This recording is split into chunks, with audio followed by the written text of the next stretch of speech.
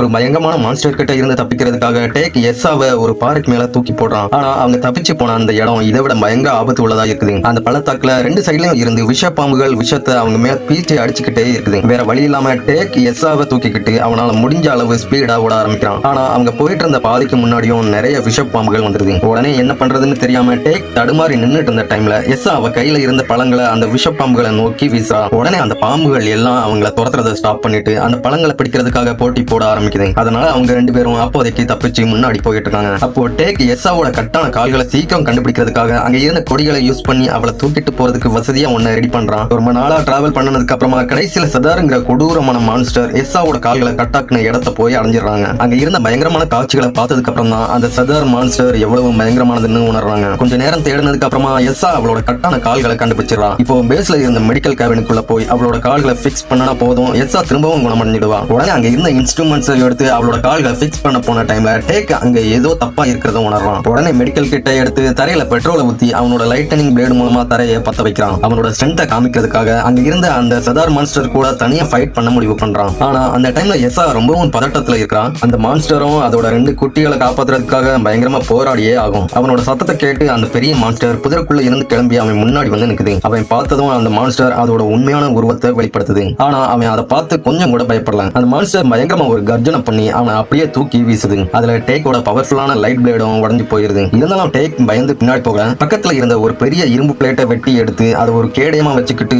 மான்ஸ்டரை நோக்கி பாஞ்சு போறான். ரொம்ப நேரமா ஃபைட் பண்ணதுக்கு அப்புறமா அந்த மான்ஸ்டரோட கதை முடிஞ்சதுன்னு டேக் நினைக்கிறான். ஆனா அந்த மான்ஸ்டரோட குயிக் ஹீலிங் எபிலிட்டி மூலமா அதோட கட்டான வால் திரும்பவும் முன்னாடி இருந்த மாதிரியே வளர்ந்தது. அப்பதான் சதாரை ஏன் சாகடிக்கவே முடியாத மிருகம்னு எல்லாரும் சொல்றாங்கன்னு புரிஞ்சுக்கிறான். கொஞ்ச நேரத்துல அவனை சதார் அப்படியே அதோட வாளால சுத்தி பிடிச்சு அங்க இருந்த மெடிக்கல் கேபினுக்குள்ள தூக்கி வீசிடுது.